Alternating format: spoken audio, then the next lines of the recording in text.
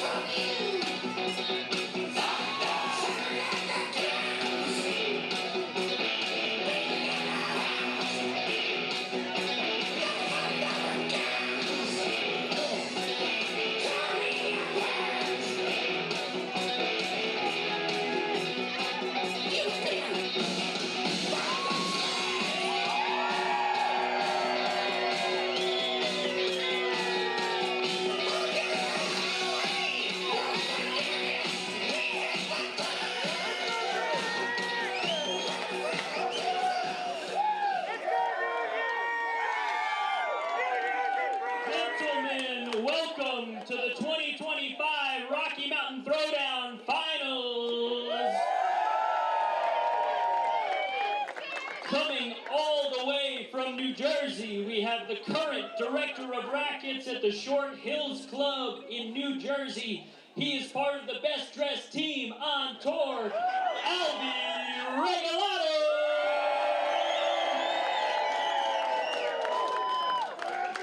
Next up, we have his partner, who is the current director of the Stanwich Club in Greenwich, Connecticut.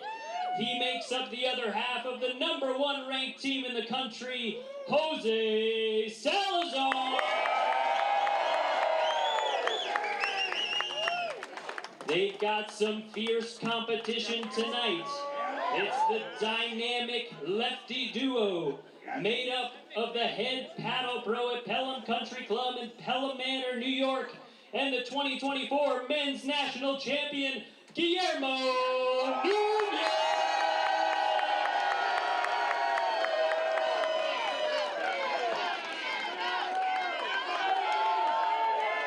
And last but not least, his partner, director of rackets at Canoe Brook Country Club in Summit, New Jersey.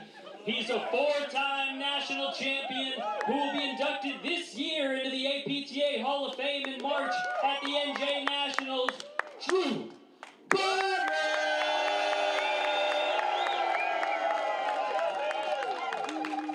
Give it up for all your finalists. We are so happy to have you all here. Let's have a great match.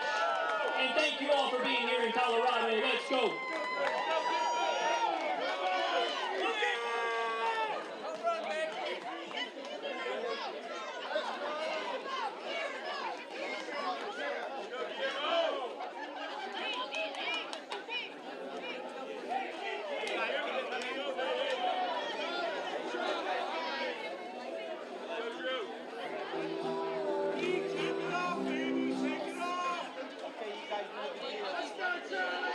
Talk about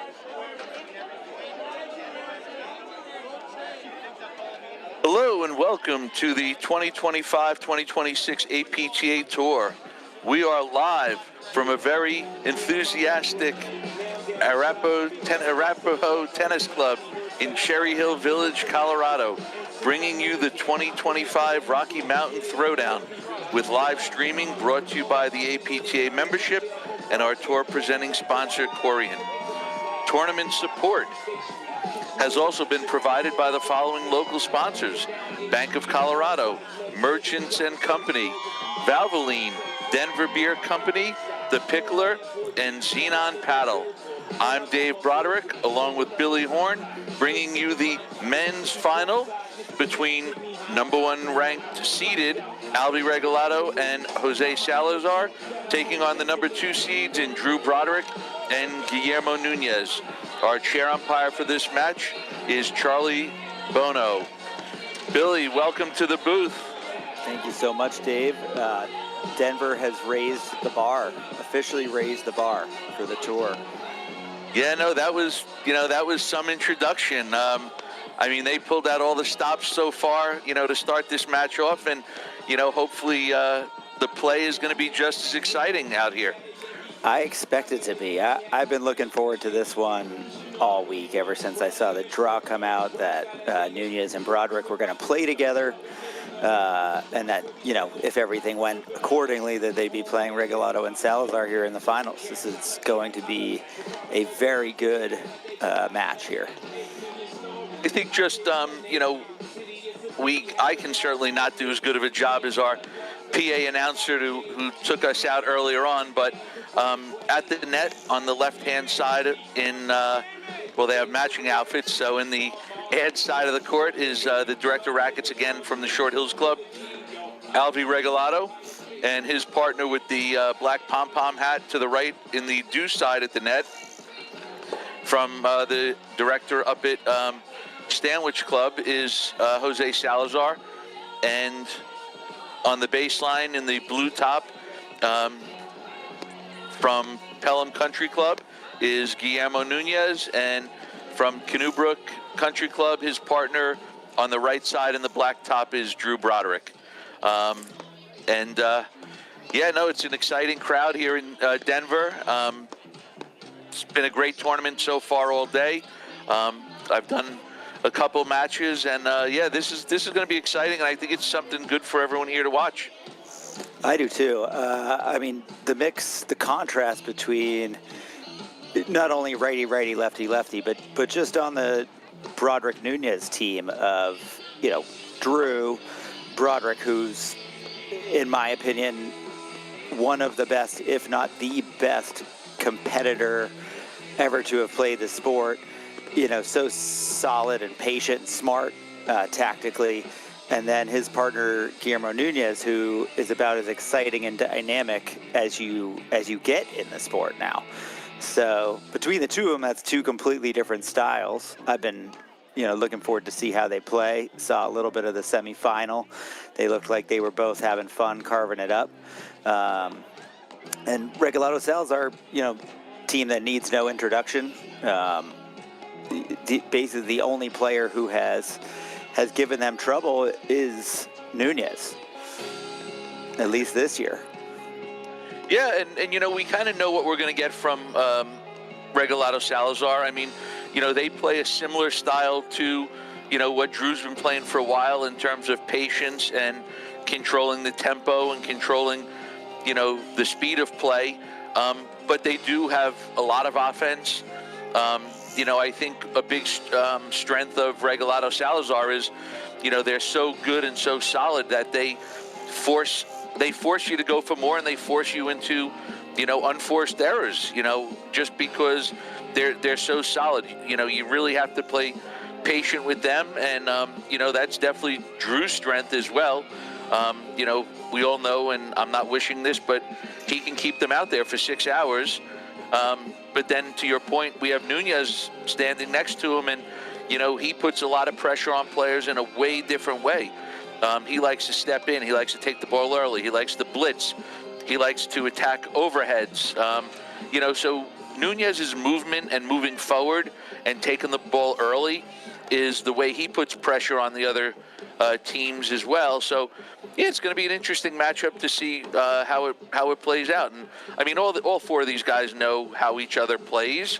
I think the bigger mystery, to your point earlier and what we've been saying today, is, when you mix up Nunez and Broderick's games, what is the final recipe going to look like?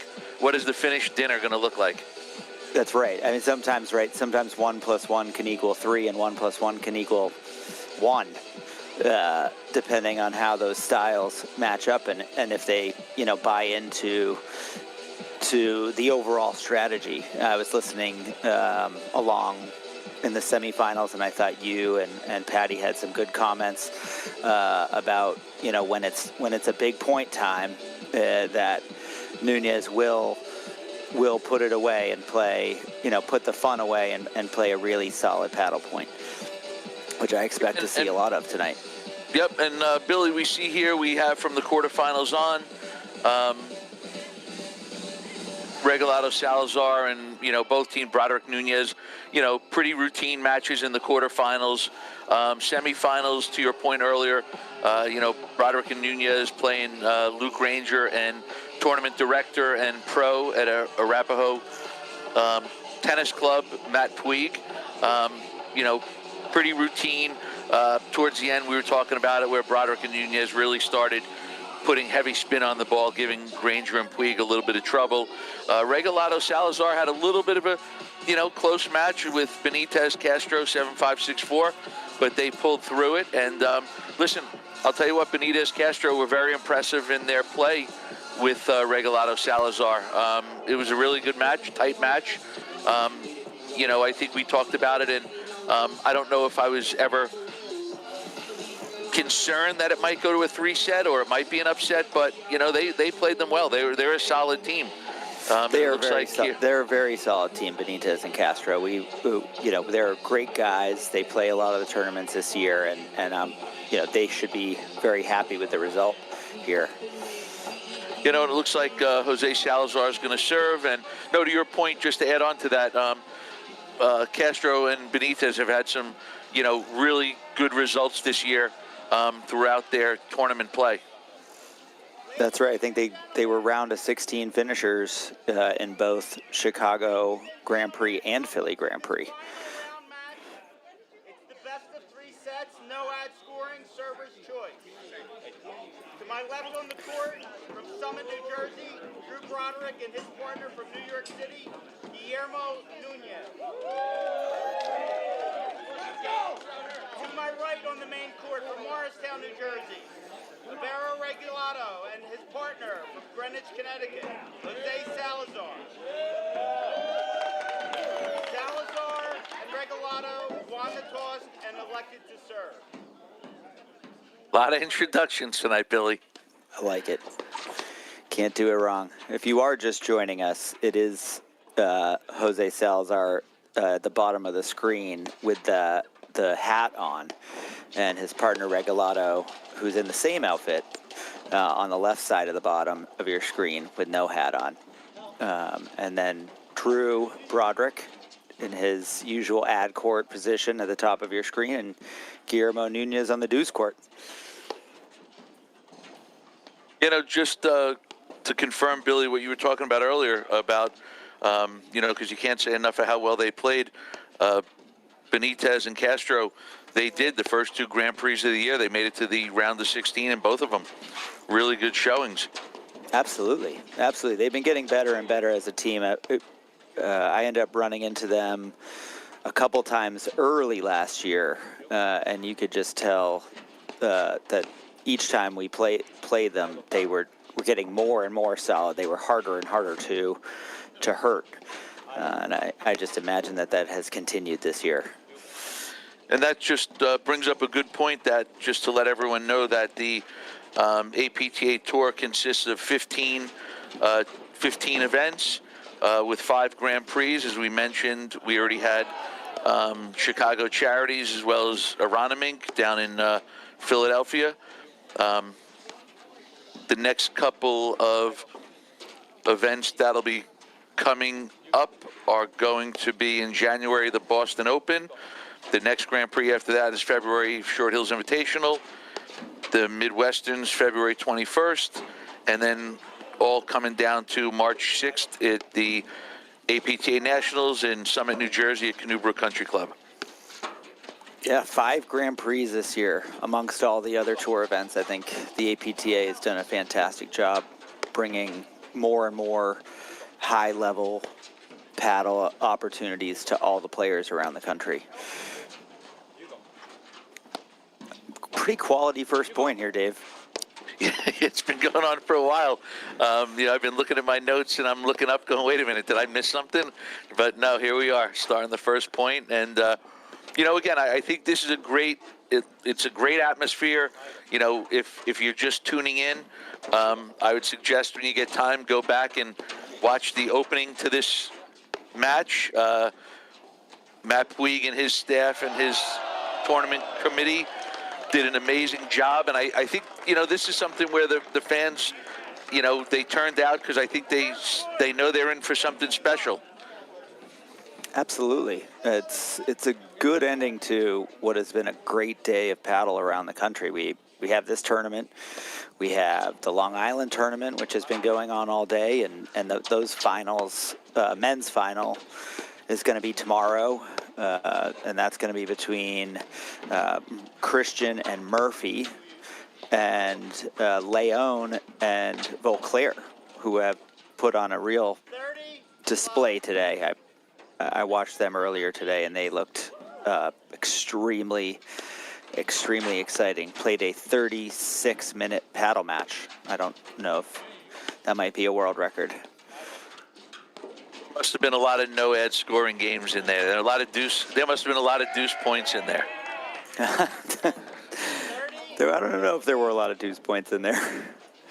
They were pretty sharp. So in this match, I expect to see Drew Broderick lob a lot down the line over the player. Whoever's down the line from him, he'll lob right over their left shoulder, trying to cause a little bit of confusion and to set up a ball down the middle. And I think it's really going to be Nunez's responsibility to step in after that and see if he can create some offense, mainly with his forehand. Did a great drop volley by Jose Salazar. Great touch, good hands.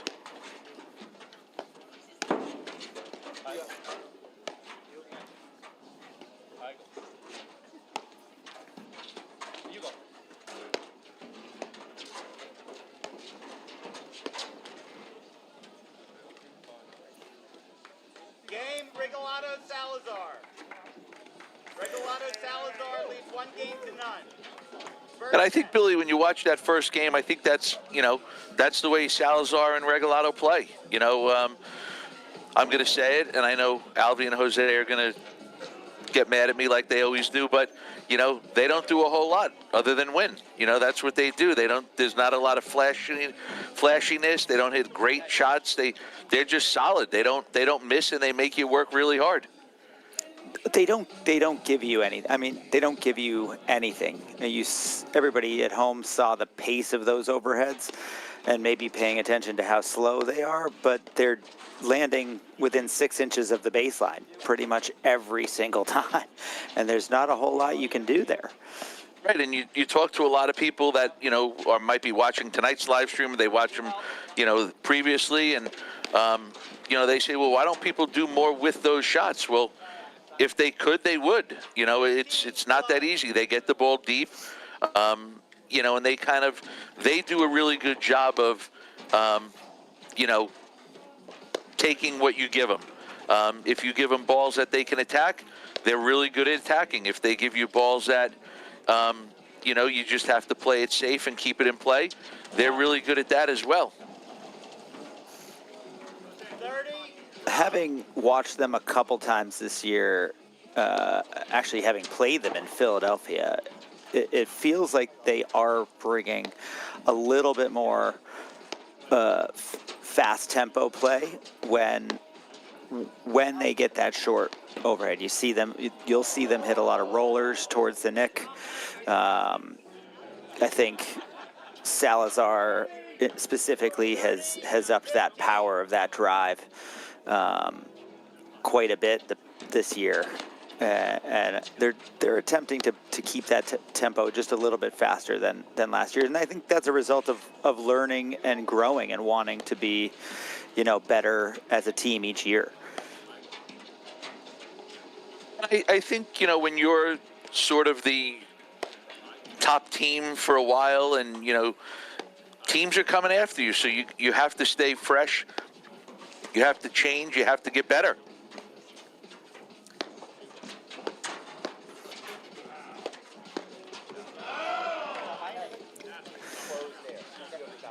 I think that's a good example of it. Last year you might see Salazar hit that first drive and then go back to patient play. This year he hits the backhand and then steps right up into a forehand and drives a second ball despite the other team being at net.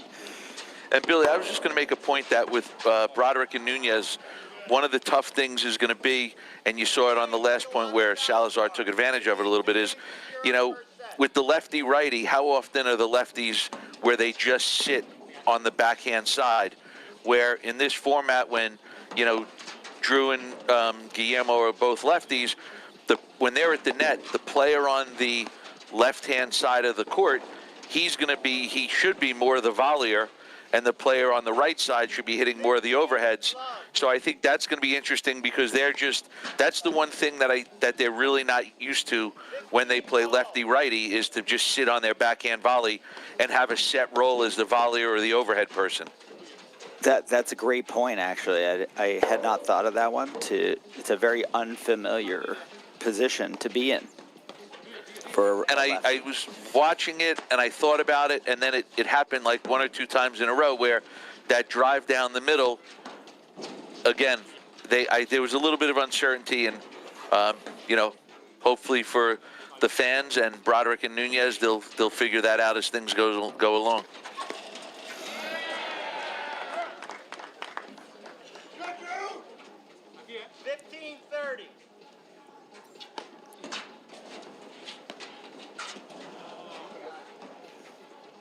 That's all right. Broderick likes that shot, as you saw from the previous point that he hit it well. That's one shot that I think to have success against Regalado Salazar that Drew's going to have to keep hitting. I almost think on that one that he missed, he kind of was a little too conservative with it. Didn't commit? Not that he didn't commit. I just think he just tried to give it an off pace. And you know what? I like him just smashing that.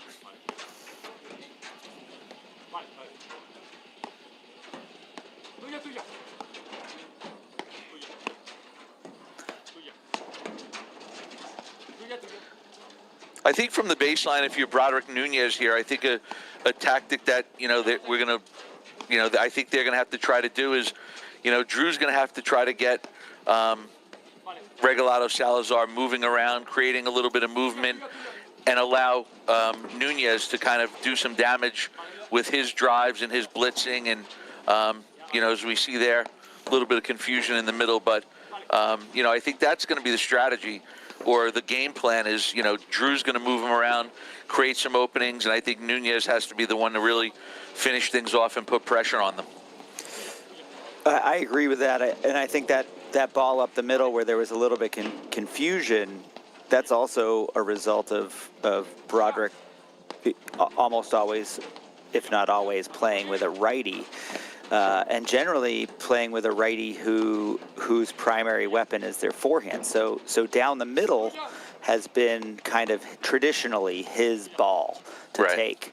And it's going to take some unlearning almost of instincts to back away from that ball and let Nunez take it with his forehand, because that is his strength.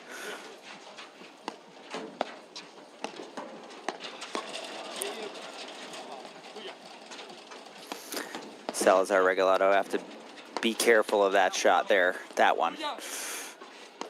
I know they're ready for it, but at the same time, that's...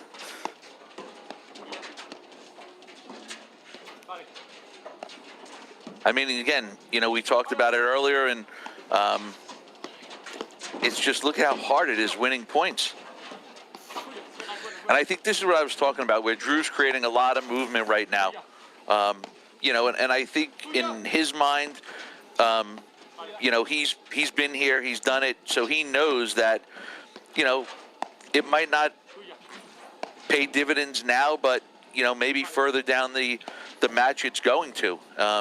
And again, that's his strategy, that's his strength, one of his strengths, and you know, he knows it's could come to pay dividends later on.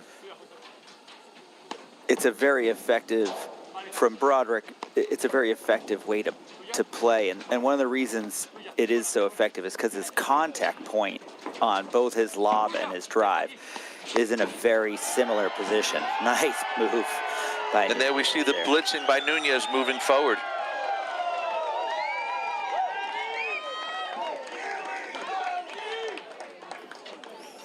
Kind of baited him into it with a fake step backwards and then put on the jets forwards up to net. But to go back to my point, Broderick, he really preps his racket in the same place for a drive and a lob, and you know, he can release that shot in 2 or 3 different ways. It's very off-putting to be across from. Kind of keeps you on thin ice. Well, I think it's just, you know, he kind of, you don't really, you can't read what he's going to do all the time.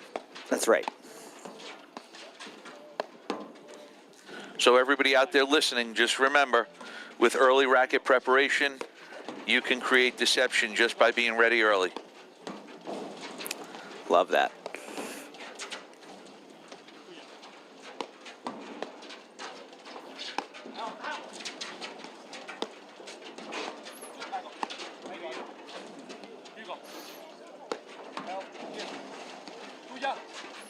Good communication, clear communication from Nunez and Broderick on both of those nicks. Oh, it's the right look. Here's our first 1-point deuce. And I think for everybody out watching, Billy, one of the things you notice when the balls are going to the nick, you know, whether the player where the ball's going to their side actually plays the shot or not, you know, if they're not sure where it's going, they're calling for help nice and early so their partner knows.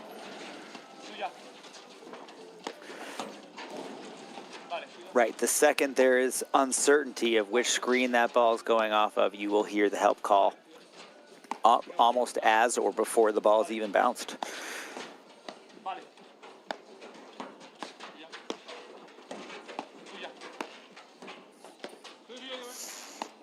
You're seeing a lot of these slower, you know, almost chip drives from Nunez and Broderick, and it's just to be a little bit off-putting, to make a little lack of clarity of what's going to come off their racket, and it helps to stretch your opponent, you know, both east, west, and north, south.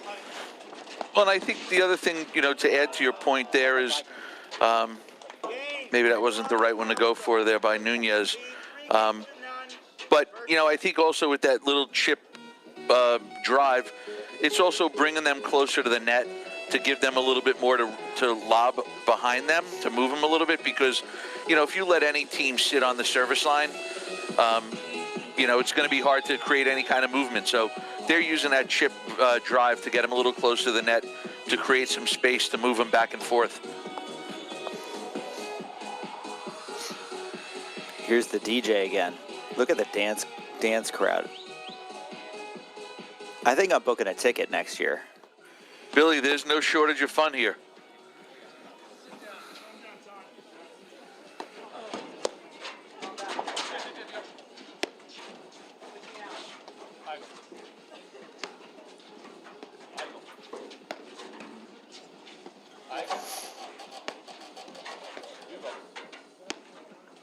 And as we're watching this match, I mean, it's love 3, you know, Regalado Salazar up 3-love, but like Nunez and Broderick haven't made like a lot of silly mistakes. You know, they've made some mistakes, but you know, nothing like where it's like, why would they go for that shot, or what kind of shot was that? I mean, Regalado Salazar just playing really well.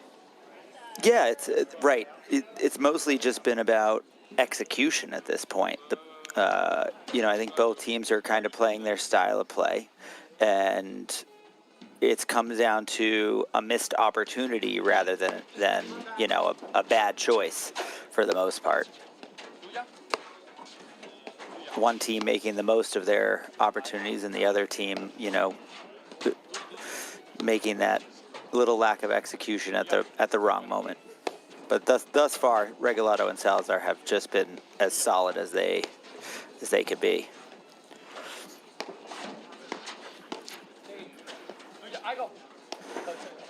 That's a great lob. That's kind of what I meant very early on before they started, is that you're seeing Salazar in a defensive position, and he is playing more roller overheads last year from that position than he was, not just settling in to push overhead down the middle, which he can do as well, but he is at times speeding it up.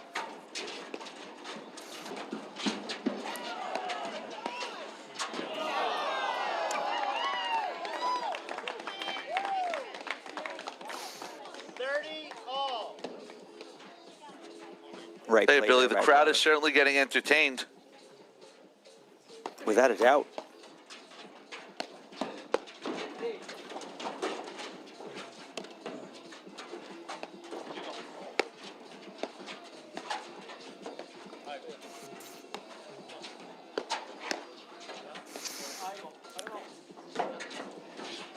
You haven't seen Nunez and Broderick get a lot of consistent time at net, but I think if they're going to succeed at this match, they're going to have to get more net time, so we can use those lefty overheads and the spin that both Nunez and Broderick can generate.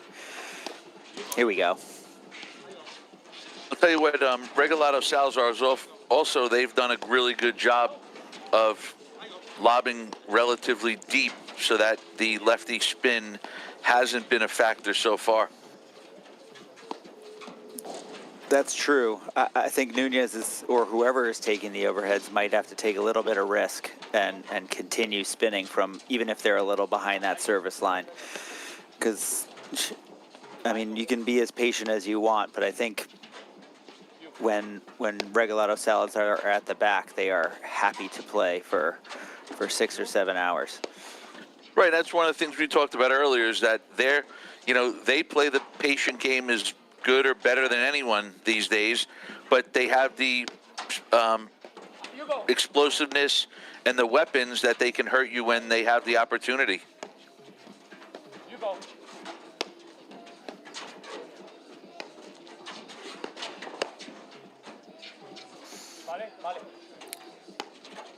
I have a Broderick family question for you here.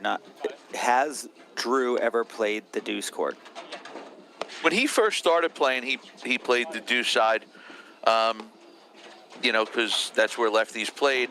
Sure. And when he started working with us over at the Short Hills Club, one of the club members there, Ron Cummins, was like, why don't you play the backhand side? You're good enough that you should be controlling play, and you could have an easier time controlling play from over on the backhand side of the court. So, Drew's probably played the backhand side, I don't know, probably since early 2000s.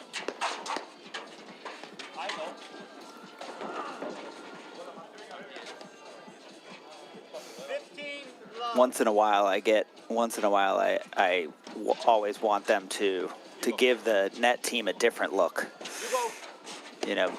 Switch positions, especially if they have a rhythm on you.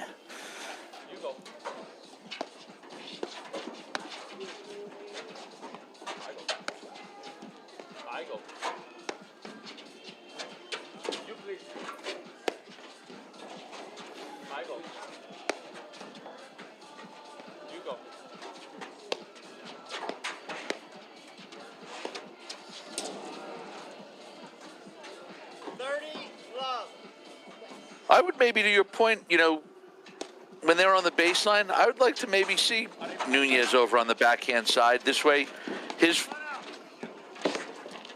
his forehands out wide, Drew's backhands out wide. Great close there by Jose Salazar. Love. I mean, these four players are so familiar with each other, right? Especially you would think in this formation where Broderick's on the ad. So to just see him on the deuce court and have that uncertainty of where to put the ball might cause a little more confusion. 45. Or at least maybe some hesitation, make him think a little bit. Yep.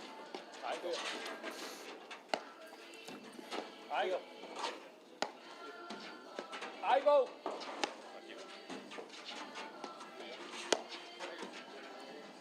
You go. You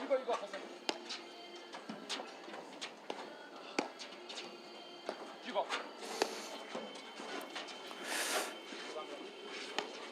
We see a switch go. out there. All right. Oh, that'll be the last time we see him on the deuce court. La Blanc. They lead 5 games to none. First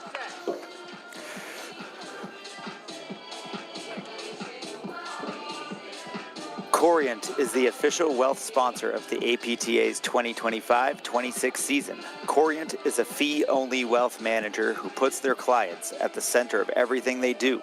Learn more at corient.com. And again, always thanking Corient for their support of the APTA and the tour. Also the local sponsors, Bank of Colorado, Merchants and Company, Valvoline, Denver Beer Company, The Pickler, and Xenon Paddle.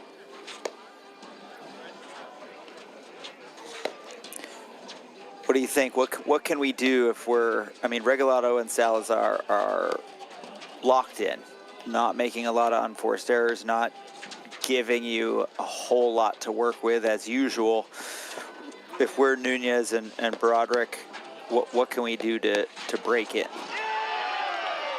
I don't know if they're going to be able to break it necessarily right now, but I think, I'm a big fan of, getting more balls in play, extending the points. Broderick and Nunez, they've had looks and, they've kind of missed them, and then they've had a couple of uncharacteristic, like lobbing long a few times, and, and again, we've seen this for a long time. It's 5-love in the first set. That doesn't mean we're getting out of here in the next half hour. Absolutely not. And here's some extended time from Nunez and Broderick at net. 15 And ball. I don't mind that extra spin there from Broderick.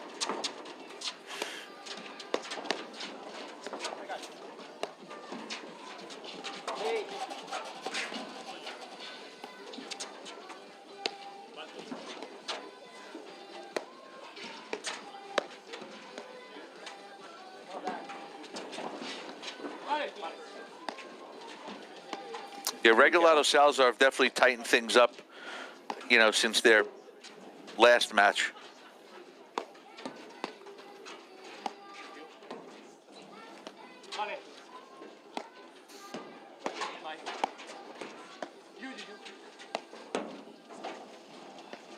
Mine.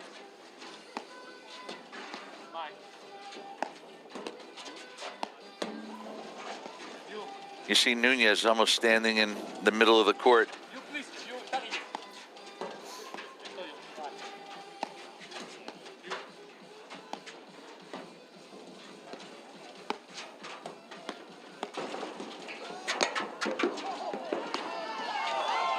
There we go. Mine.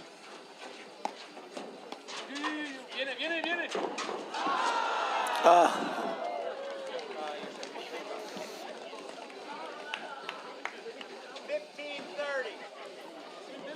Creative get there by Drew Broderick.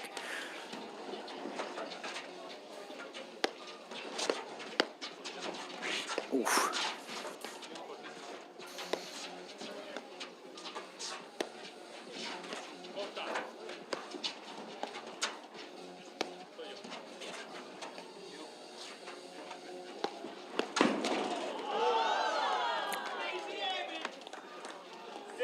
Good blitz there by Alvi Regalado. Kind of sensing it was going to be a little bit of a push overhead, and brings us to our first set point.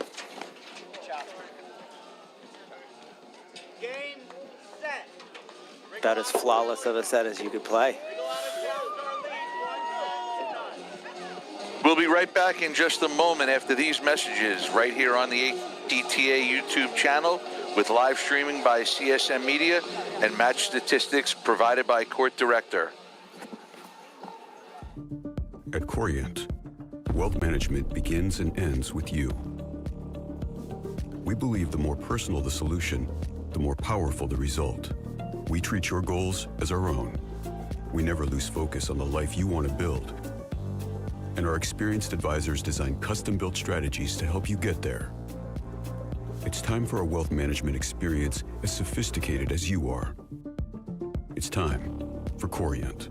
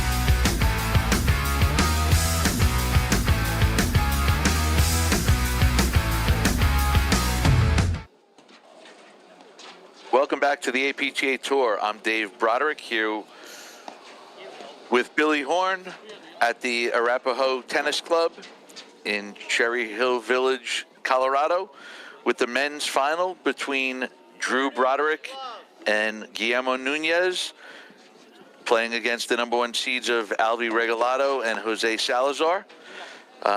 Billy, welcome back. And that was, I don't want to say that was a quick first set because it was very entertaining, a lot of really good points, but, maybe we could see the match statistics by Court Director for a quick second just to take a look and get your thoughts on what you thought about the first set. Yeah, I mean, it was quick by these players' standards for sure. I think, Broderick and Nunez have to get into it a little bit more, have to extend points. It'd be great, I think, for their success to get a little more time at net, but what that means is also, I think, volleying a little bit deeper. One of the things that I thought stood out to me was that when they were at net, most of their volleys were on the shorter side, allowing Regalado Salazar to step into multiple drives in a row. I don't think that's typical of Nunez and Broderick's play or their volley ability. I think they're going to have to buckle down, get that volley a little bit deeper, and I don't know if they can play this whole match from the baseline. And I'll tell you, anytime that Broderick and Nunez seem to be gaining a little bit of momentum, Regalado Salazar are just coming up with amazing shots.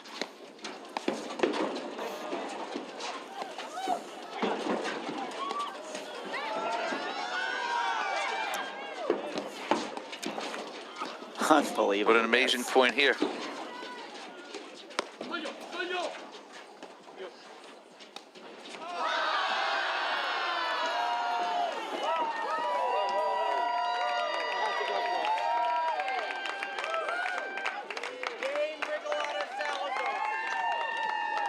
Crowd was loving that point. And I think that last game is a little bit of what we've seen for the first 6 before that is, there's a lot of good points. Every game is competitive. Regalado Salazar just getting that one more ball back.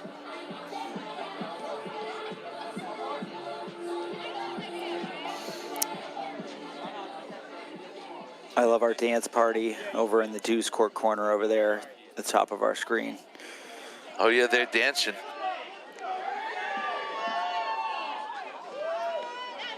For those of you just joining us, we have Guillermo Nunez, who's about to serve at the very top of our screen in the white shirt, and Drew Broderick at net in the gray and the blue and white hat.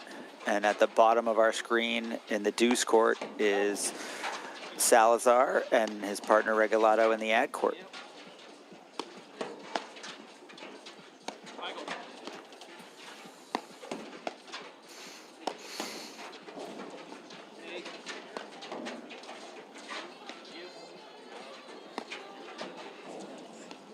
And we want to remind everyone, court director providing statistics and match score on live scoring on every point. The chair umpires are all using the court director to keep score, so make sure you check that out and 15 love. stay up to the up to the second scoring. I go.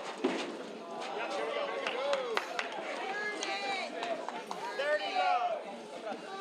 Two good points by Broderick there. Nice volley, and then found a little spot on the court that caused some confusion. A little bit of momentum here to build on.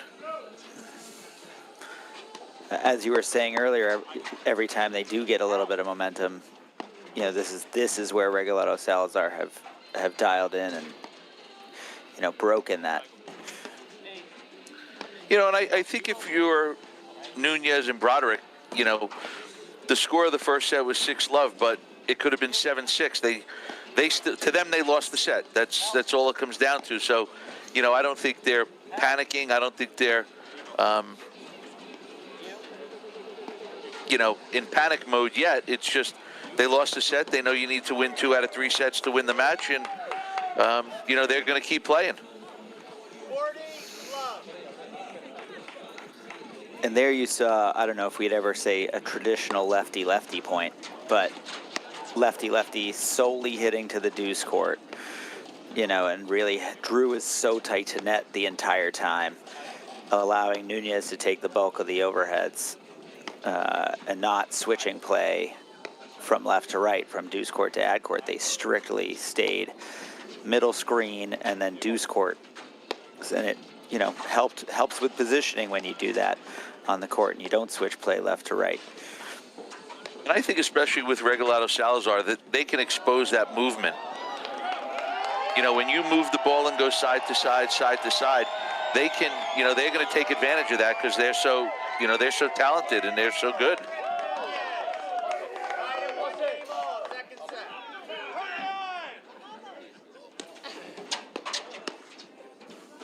You go.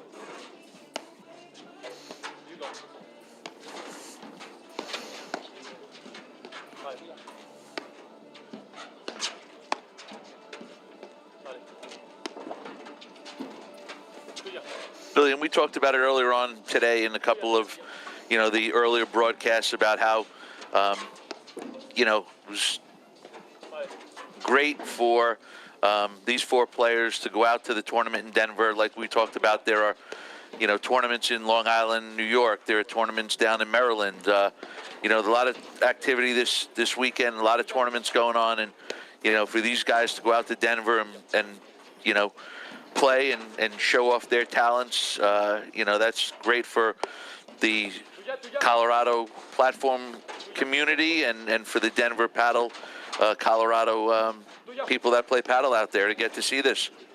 100%, and you can see the level of desire for it and the level of enthusiasm for it just by the size of this crowd that you can see at home.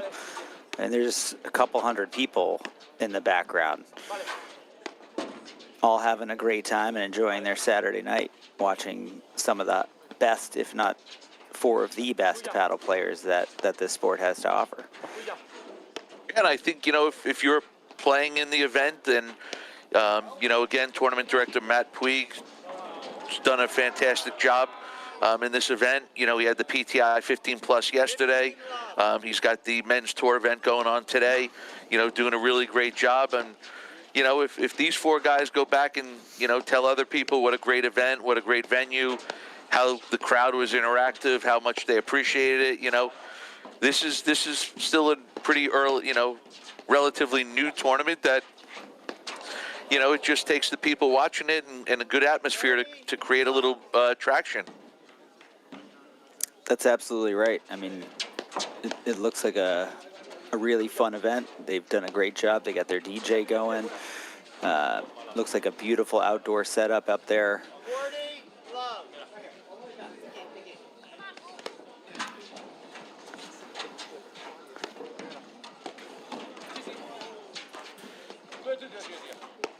And again, we are seeing Nunez and Broderick lobbing long more than normal. They've missed quite a few lobs long. Thin air out in Colorado. That's it. They shouldn't be going for depth in Colorado. You got to lob high.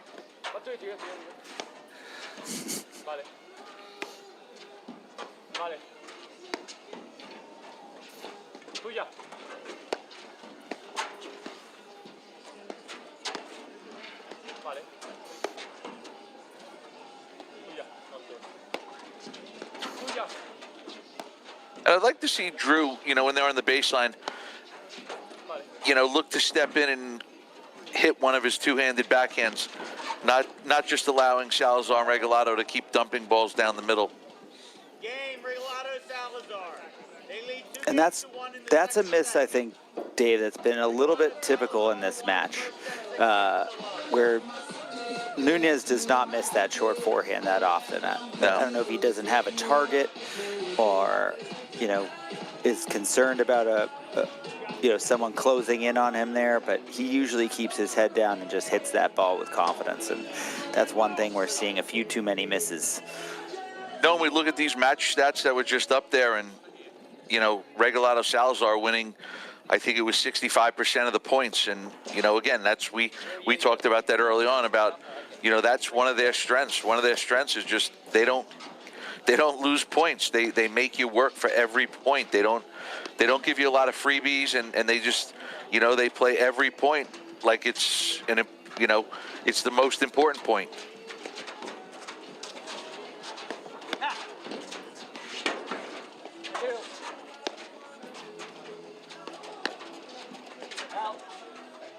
It's a better deep volley by Broderick.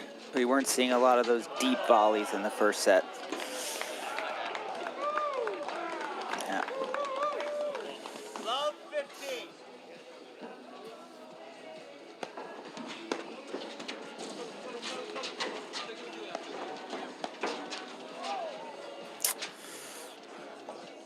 Love 30.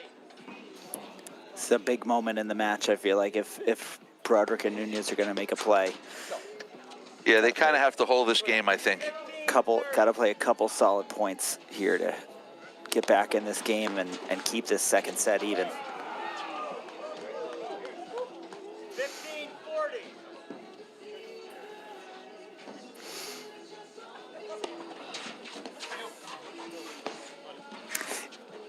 If there is an underrated shot from the Regalado Salazar team, I don't even know if you could call it underrated, but Alvi Regalado's return of serve on that ad court is so deadly. He spots it. It's always low. He can hit it in 3 or 4 different areas of the net. It's such a difficult ball to serve and take the net on.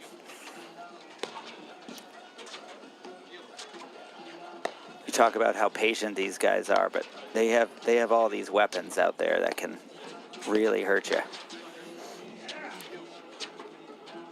You see, in this point alone, I mean, Salazar's just teeing off on forehands and backhands.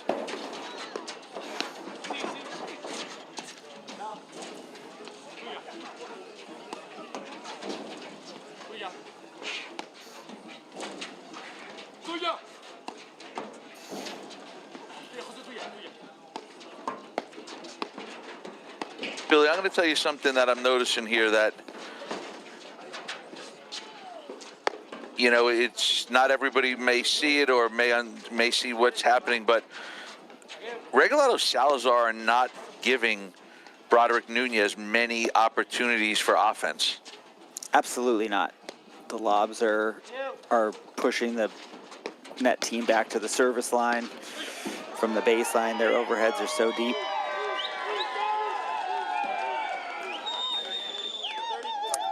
Did Nunez hit him there? He may have hit him in the foot. Yeah, okay. I thought that ball was playable. I don't think they need ice.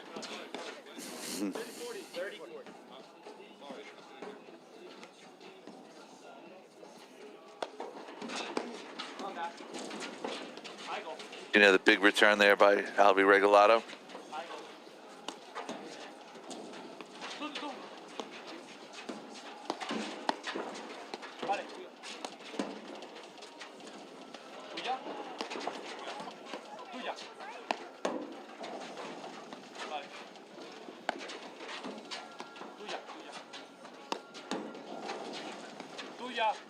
That was a close overhead. Billy, do you think if you're Broderick Nunez, at some point you just, you know, start taking some chances, maybe go for more drives, maybe to put a little pressure on them up at the net? I don't know, because I don't. Maybe that wasn't the one I was talking about. No, that wasn't the one you were talking about. But I would have liked to see earlier in that point, Nunez hit a nice lob up the line, and Drew's forehand was sitting there, and I would have liked to see Drew go a little bit bigger. Yeah, that was the one I was thinking about, you know, possibly. And I mean, you know, listen, the problem with that is it's like one of the football games earlier. You know, they had the ball on their 10-yard line, and fourth down, they went for it. And, you know, the score started getting a little sloppy and ugly. And that's, you know, you're kind of risking where it can really get away from you. I think that's what Regalado and Salazar do. It's they make it, you feel like, well, you're in trouble if you do, and you're in trouble if you don't. Right. So, so which one do you pick? And I don't know if there's a wrong answer so much as if you and your partner are on the same page. And that's the big ticket.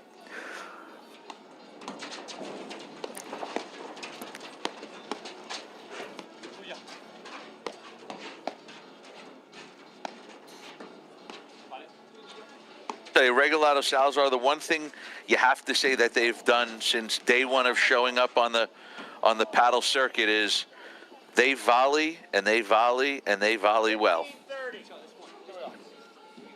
Forehands and backhands. Yeah. Just remember, they're paid professionals. You shouldn't try this at home.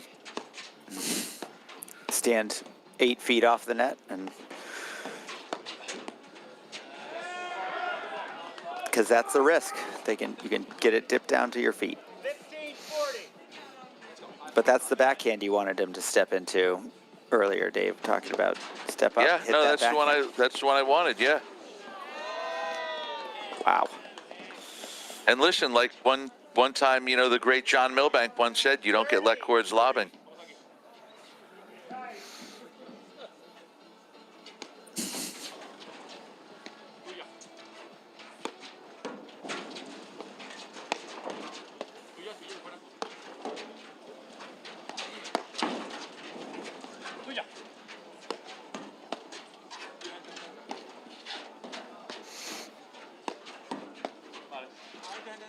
It's a great lob.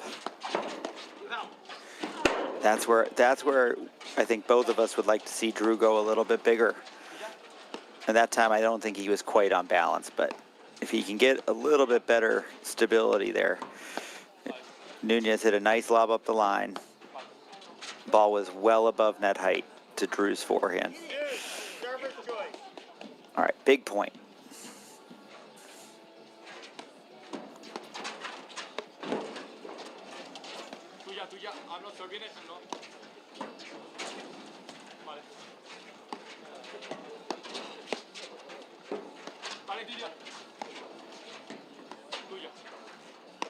Help.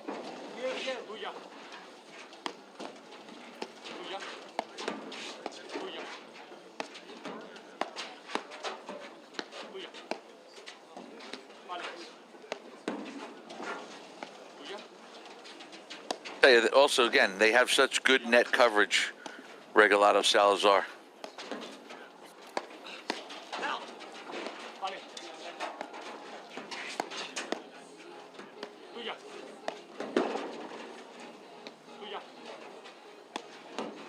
Tuya.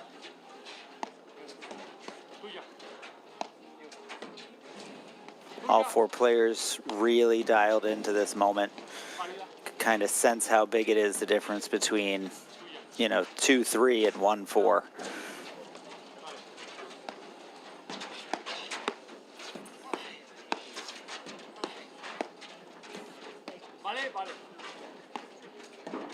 Hey, Billy, you don't see many people in the history of paddle that can flip their paddles from forehand to backhand volleys like these guys do.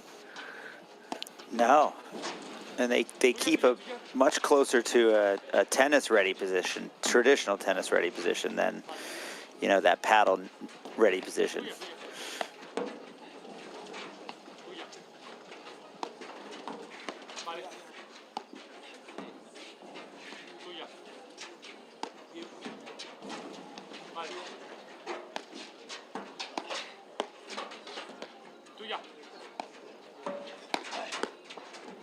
Good drives by Drew in this point.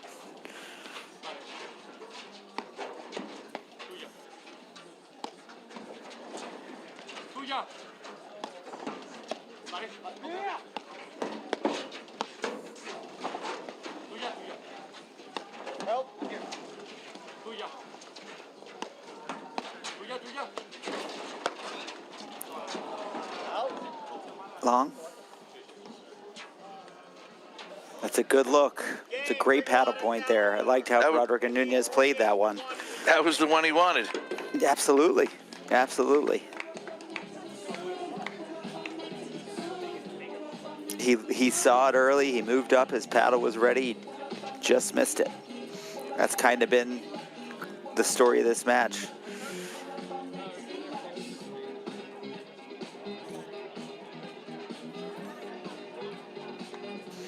And credit to Regalado Salazar for, you know, always putting their opponents in a position where those moments feel very important.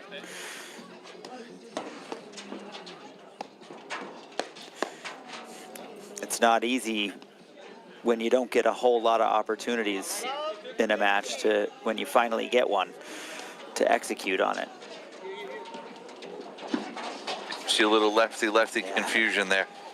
That's right.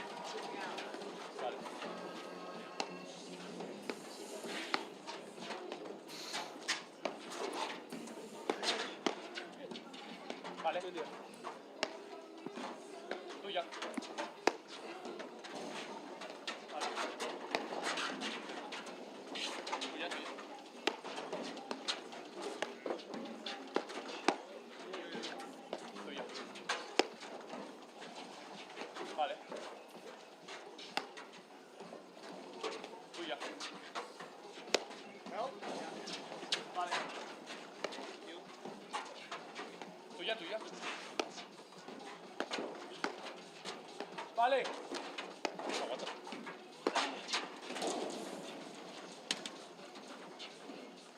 Love 30. Not a bad idea. Going a little bit bigger there again. No, and I think, you know, one of the ways that, you know, we've seen teams have success with against Regalado Salazar is by driving more balls, you know, driving more balls at them, blitzing a little bit more. Oh my goodness.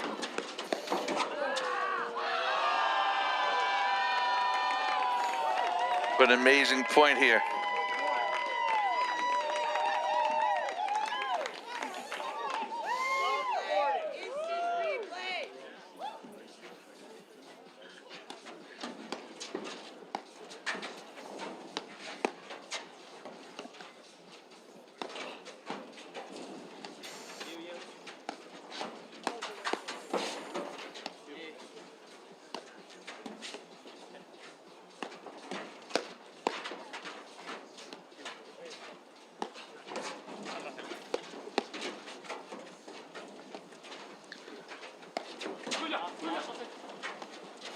Tell you, Salazar's hit a lot of good two-handed backhands in this match. Absolutely well spotted backhands. You know, I don't think many of them have won the point, but I think it makes a huge difference when he steps up and hits those balls as drives. Oh, and he just puts so much pressure on the net team. Absolutely. There's no safety down the center of the court.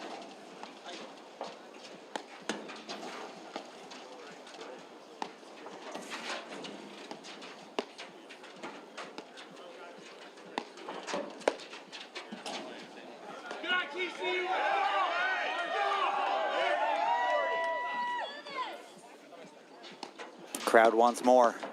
Yeah. They're out Saturday night in Denver.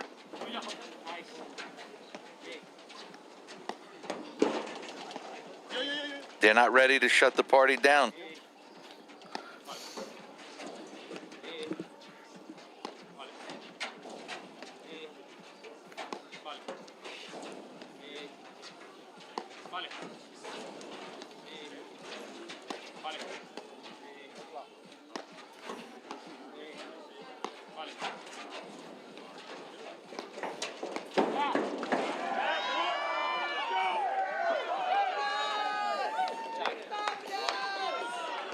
Big point here. Another deuce point. And I think, Billy, if you watch that last point for everyone out there watching, you know, how patient Regalado and Broderick were. You know, Drew didn't get a whole lot of opportunities to do much with the overheads. You know, Regalado didn't get many opportunities where he trying to kind of forced it there a little bit towards the end. And that's one thing, you know, you see a lot when you're watching league matches where, you know, if nothing's happening or the ball just keeps coming back, sometimes you try to force and hit a better shot than you really need to. That's right. How long does it take before you feel the need to create? Right. And the bottom line is, especially if there's well-struck deep overheads and also solid lobs that push you to the service line, is that you just need to remain solid. You know, and I've been saying a lot lately is, you know, especially when you're at the, you know, either or, whether you're at the net or the baseline, you know, there are times where you just have to be willing to play catch.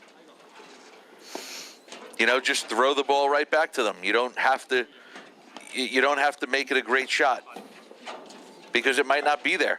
And if you go for something too much, well, now you're going to either make a mistake or you're setting your opponent up for a good opportunity. I like the way you said that. Be willing to play catch. Game, Regalado Salazar. I mean, that right there has just been the story of the match. That's a shot that you just see Nunez make more often than not, and it's just been these little misses. And Regalado and Salazar have had almost none that I can remember. They have played about as solid of a match as possible. Billy, this is going to be a good game for Nunez and Broderick to win.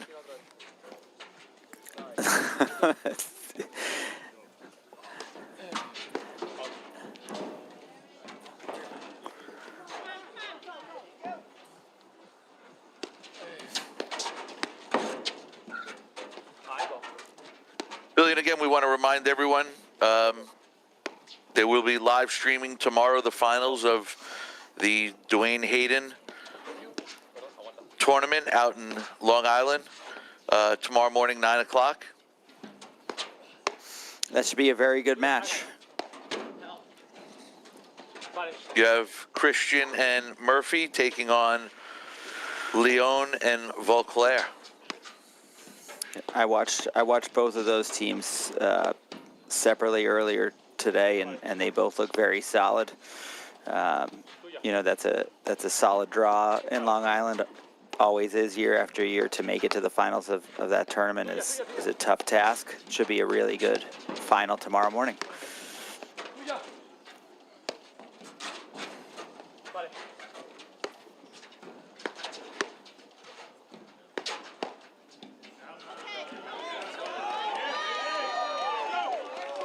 Here we go. We're building momentum. Back up. 30-15.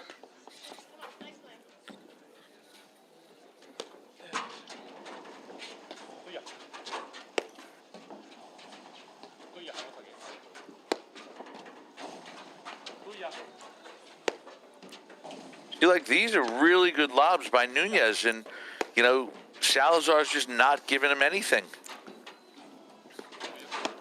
That's, I think, you know, one of the differences from Salazar this year is last year I think that on those good lobs he would have sat there and pushed a bunch of them down the middle, and this year he's switched to taking them and not being deferential. He's rolling them, and his roller is so tough. He hits it really heavy. It stays really low. It can be as effective, if not more effective, than a push overhead. He's using it in the same way, not to win a point, but to control it.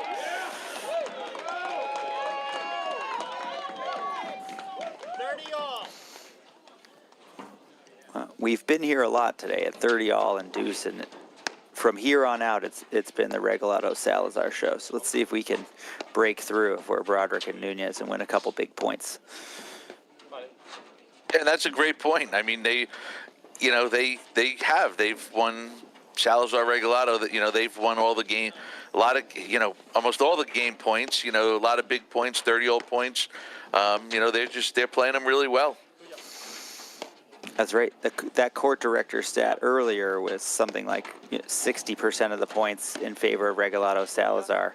It may have been higher. Could have been 65.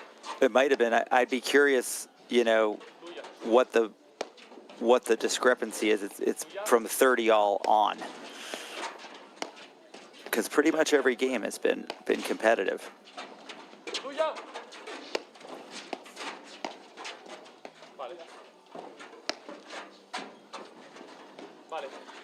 And again, you know, to say it again, it's Broderick and Nunez are hitting a lot of good shots. It's just that the defense of Regalado Salazar has been very effective and really good.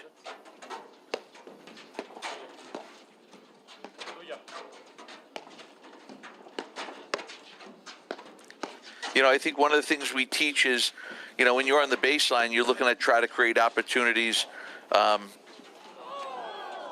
for yourselves, and, you know, Regalado Salazar are just doing a really good job hitting a lot of good shots to not cause Nunez and Broderick to have any opportunities.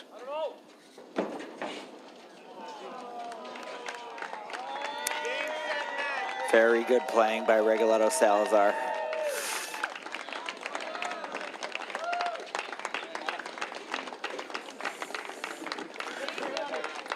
Great job by the crowd in Denver. Great tournament run out here by Puig. And Billy, there we have our court director match statistics, and, you know, you saw that. You see, you know, 66% of the points were won by Regalado Salazar, kind of reflected in the score, how many points. And again, it wasn't a bad match by Broderick Nunez. You know, they made a couple of uncharacteristic mistakes between the two of them. You know, a lot of them happened at big moments where they were in games, and, you know, like to your point earlier, you know, Regalado Salazar played from 30 all on. They played really, you know, That's great right. match, great points. That's right. You saw that bottom stat down there, you know, 8 or 9 points of break points created by Regalado Salazar. They converted 5. And then Broderick Nunez, 5 break points was a good amount of break points. And you can see 0% Right, didn't convert. on big points. That's right. No, so this was a fun one to watch. I liked watching the lefty. Yeah, no, the crowd appreciated it. Great night in Denver, Colorado at the Rocky Mountain Throwdown. Remember, tomorrow morning live streaming starts 9 a.m. Eastern Time. Dwayne Hayden from Long Island. And Billy, thank you. Great night, great match. And that's a wrap for Thanks, Dave. Tonight's tournament from Arapahoe Tennis Club. Good night. Good night. At Corient, wealth management begins and ends with you. We believe the more personal the solution, the more powerful the result. We treat your goals as our own. We never lose focus on the life you want to build. And our experienced advisors design custom-built strategies to help you get there. It's time for a wealth management experience as sophisticated as you are. It's time for Corient.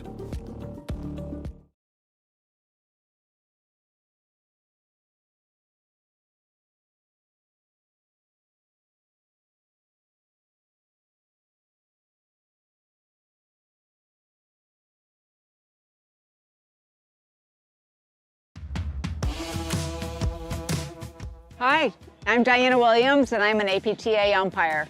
I came to the Chicago Charities last year and watched all of the women's matches and saw that there was mostly men. In fact, all men doing the umpiring. So I thought, well, let me see what this is like and see if I can maybe make a go of it. It worked out great. The players were amazing, so supportive, and APTA has been amazing in helping me get prepared for this. I'm doing some practice matches, and it's really been an amazing experience. And I'll tell you, there is no better seat to watch a match than in that umpire's chair, where at the end of the point, nobody knew who was serving, what the score was, and who was ahead. And fortunately, I had an iPad in front of me, which gave us all that information. What the score was, who was serving, and what the match score was. So a way to increase your involvement with paddle would be to become an umpire. I would encourage you to reach out to the APTA. They will provide you with all the information and support that you need so that you can get started as an umpire.